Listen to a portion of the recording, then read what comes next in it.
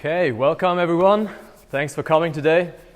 We're going to crack a pretty difficult problem today, and that's why we also assembled you all here in this kind of mission control center where we can really prepare for this challenge. It's going to take a little bit of theory, a little bit of warming up, but then obviously also a lot of practice to crack this problem. In general, this meetup, as you all know, is about solving the problem of how to speak to strangers that you don't know at all.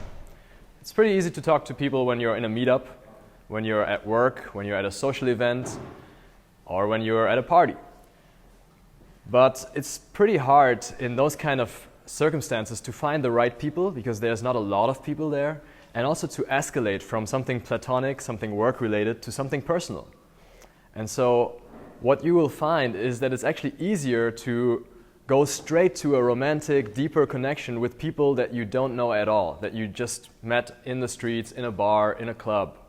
And so this is what this meetup is about, how to do that. Because a lot of people tell you, yeah, this is the way to do it. A lot of people say online dating is not the only way. You can just meet people in the real world.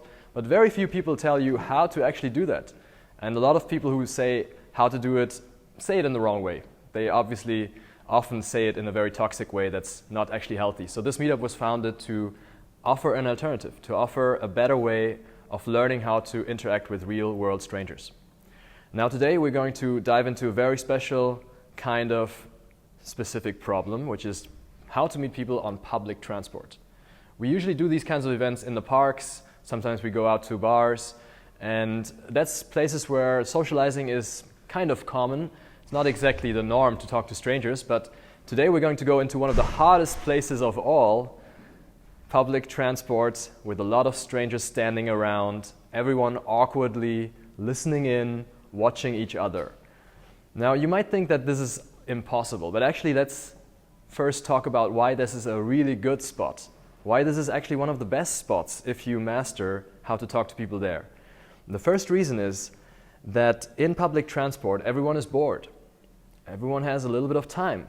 Everyone is obviously doing something because technology has gotten really good at distracting us in these small moments.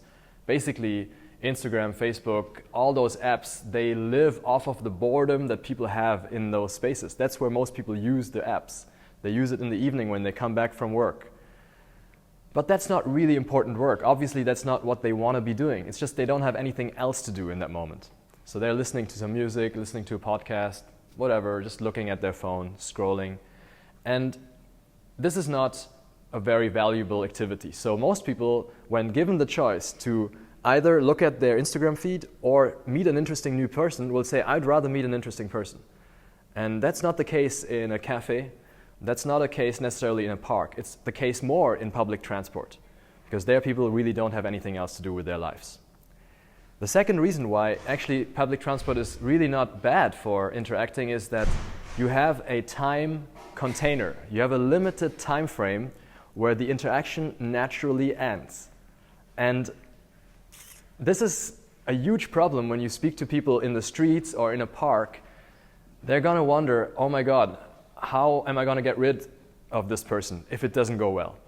And they will wonder, is this person going to follow me home? Is this person going to spend the next 2 hours with me? On the train, that's not a question. On the train, it's very clear that this is going to be limited to 2 to 5 to maximum 10 minutes. And that's the beautiful time frame. That's a perfect time frame to get to know someone on the very first interaction.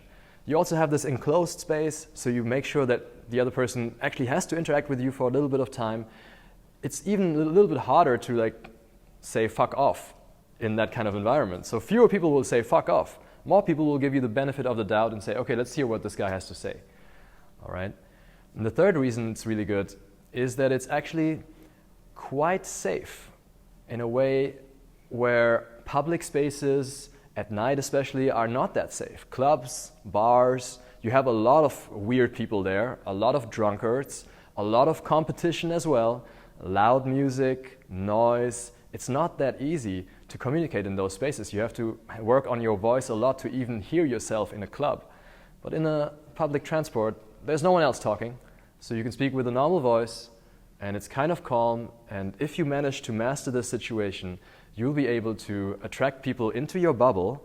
And then when you have mastered it, it's actually a huge opportunity to show your confidence, to demonstrate your confidence, to prove your confidence.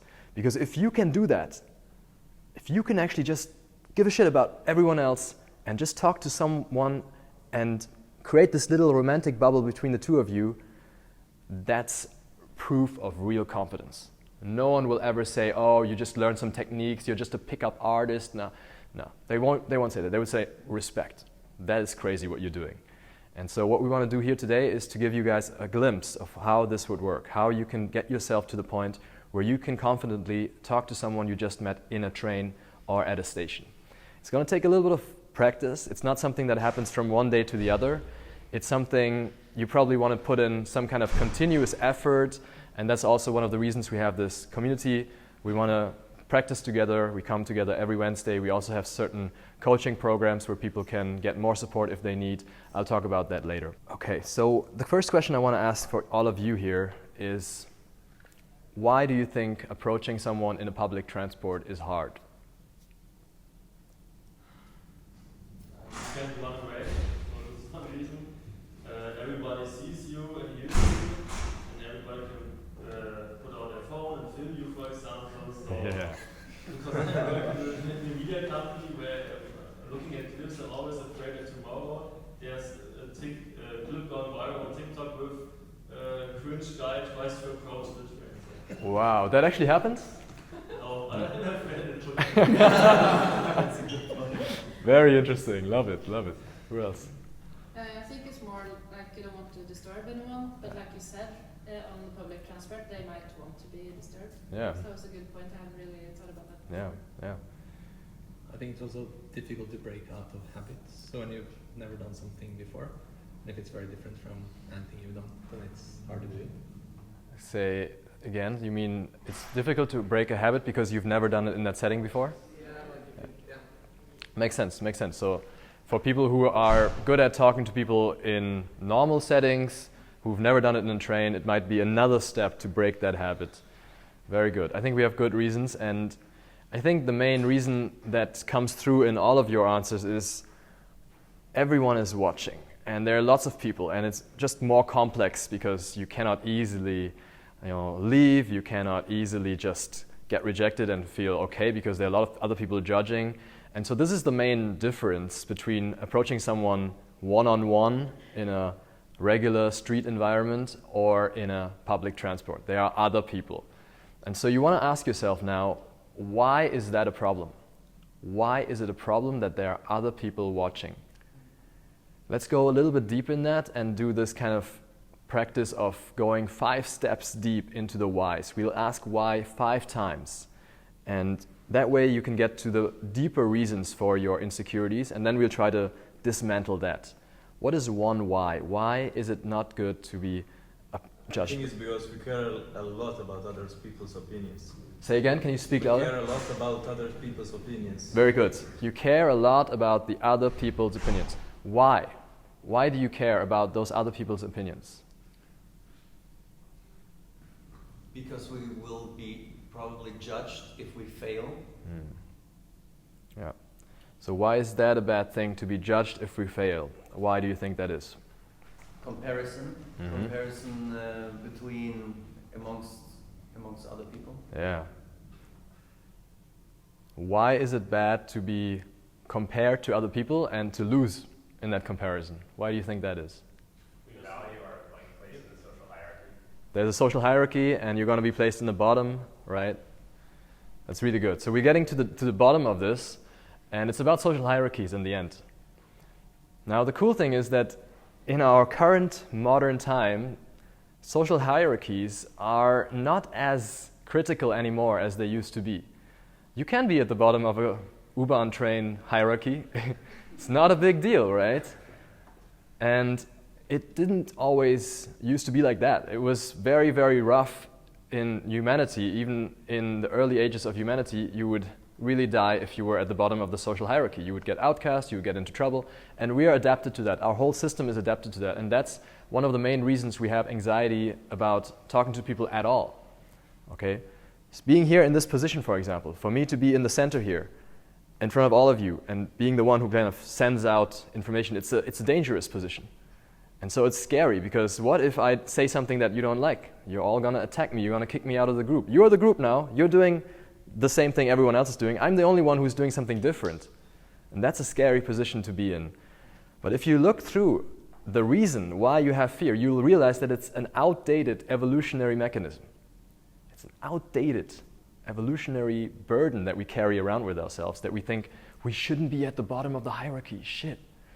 And by the way, that is the fear that is holding us back from being at the top of the hierarchy. The people at the top of the hierarchy, even back in the days, were the guys who didn't give a damn about social hierarchies and just did their thing. And it's the same today as well.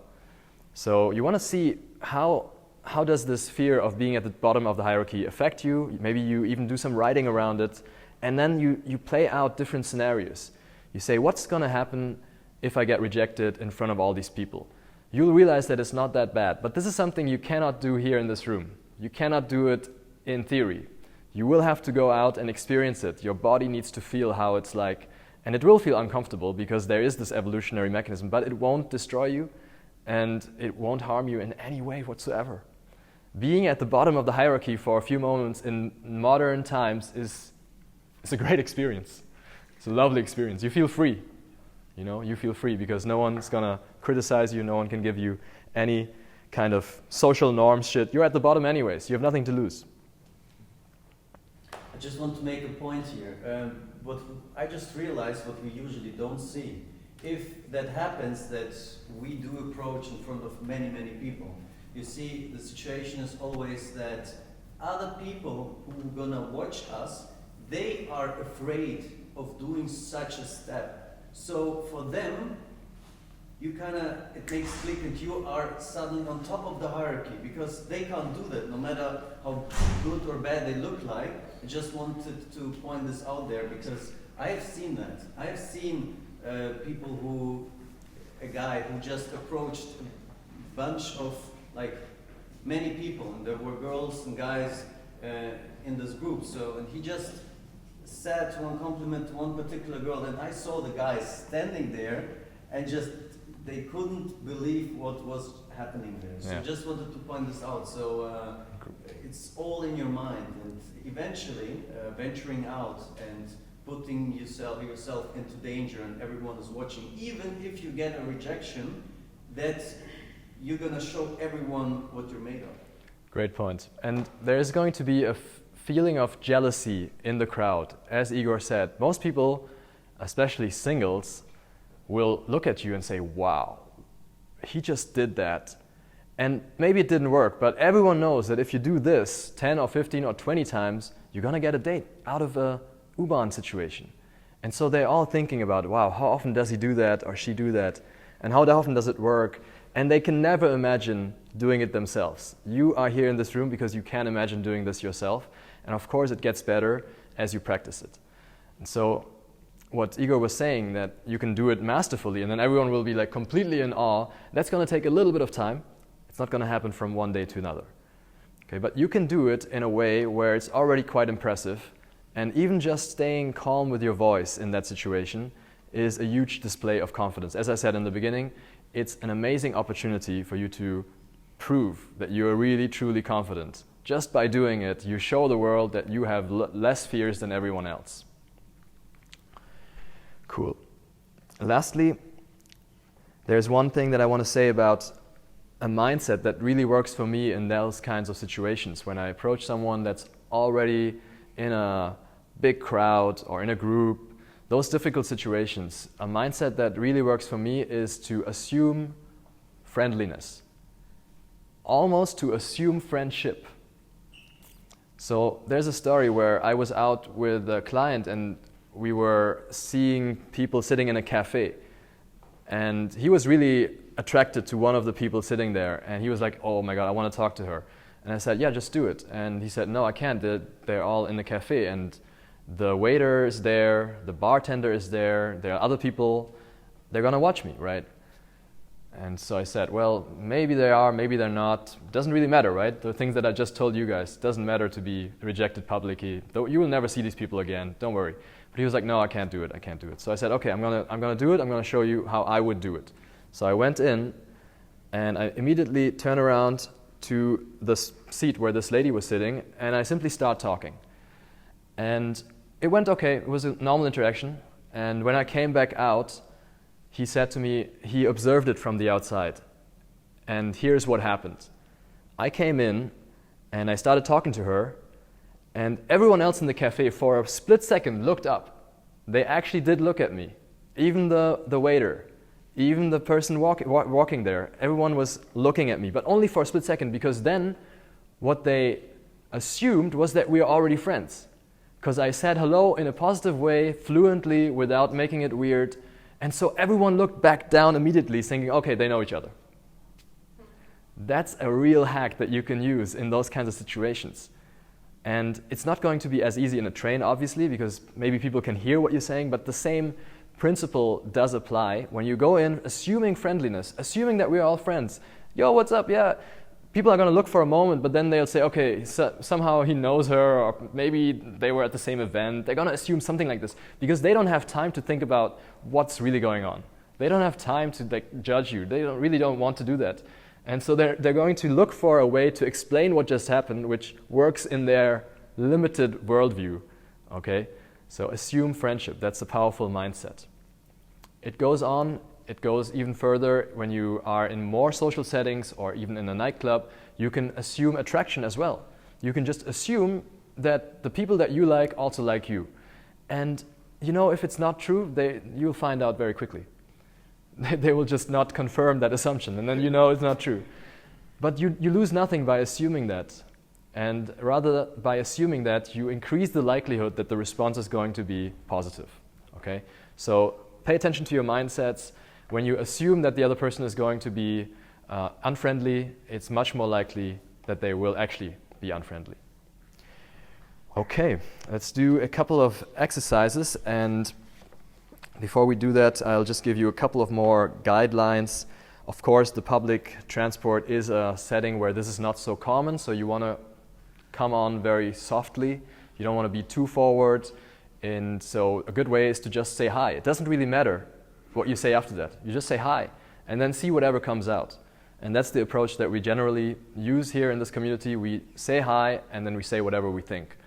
And it's a bit hard sometimes. It gets subtle because maybe you're thinking something really weird and inappropriate. But watch yourself. Most of the time, 99% of the time, you're actually thinking pretty nice things. I like the vibe here. I like the color of his t-shirt a lot and his shirt. You know, I love how Alex is sitting there, chilling. And, you know, most of the things that we like or that we perceive, that we notice in a free time evening, Wednesday evening, are positive. And sometimes there's something bad that we perceive, but that's certainly not going to be the case for the people that we want to approach. For the people we want to approach, we saw something positive. We saw something we liked. And so you can turn that into a very authentic, straightforward compliment by just saying what you like. Okay? The other thing, but this is going to be a bit more advanced, so this is something for people who want to take it to the next level. Try to lead the conversation, because in the beginning, people will not give you a lot of response. They will be a bit surprised, they will be a bit shocked. What just happened? And so you want to be the person who's leading the conversation in the first few seconds at least. First 30 seconds, you want to be leading the conversation. And that means not asking too many questions. Ideally, no questions in the first 20 seconds, right? And we're going to practice this in a moment. Especially no boring questions. That's the one rule I will set. Please, no boring questions, okay? If you have an interesting compliment and then you have a follow-up question related to that compliment, you can ask, but don't ask, so where are you from? That's a really stupid way to start an interaction. Okay. The theory, I always explain it, is you want to show first what you have to offer. What's your value? What do you bring to that other person's life? Before that, they're not going to want to necessarily talk to you if you don't look like Brad Pitt. So you have to provide something first. You have to give a little bit of a gift first before the other person even knows whether she wants to talk to you or not. Okay, any questions for this intro part? Let's go for it. Yeah, I just asked to avoid using like gender language because not everyone here is like a man or identifies as a man or is like interested in women. So yeah, just like a. That's a good point. I was gonna mention it, but it goes without speaking for me that this is gender neutral. So whatever gender you are or identify with, you can do these practices. But it's going to be different, obviously, for people who identify as a woman or are interested in men. There are some different dynamics, and honestly, I don't know enough about it. So I'm still looking for people who really want to go deep into that and figure that out. It would be super amazing if some of the women here would like to contribute to this field. Yeah, or even just like instead of saying he all the time, like just like changing it to they. Like, Yes. That would be like really helpful, or like assuming that the other person's gender is going to be a woman because it could not be. So Great point. just yeah, something because I'm just having a hard like it's really good, but sometimes I have a hard time relating to when it's like I have to envision that I'm like a man. Yeah. Because this is not happening. Thanks. That's very good to know. Yeah. I'll make sure to include more neutral pronouns because yes, there are women here and there are usually 1 or 2 women. Now we have even more women, so I'm really happy about that. Any other questions? Yeah, what do we do if the other person like responds in a rude way or a bit harsh? If you're like hi and they're like, yeah, what do you want or something like that? How do we break with this? Because I think then also everyone will look at you because they assume that you may be a creep or something. Yeah. Yeah, Yeah, it's really difficult. There's 2 things that you can do. One is you can ignore, and maybe you have an internal like mantra that you can come back to. So what I do in those situations is a little bit of laughing and a little bit of compassion.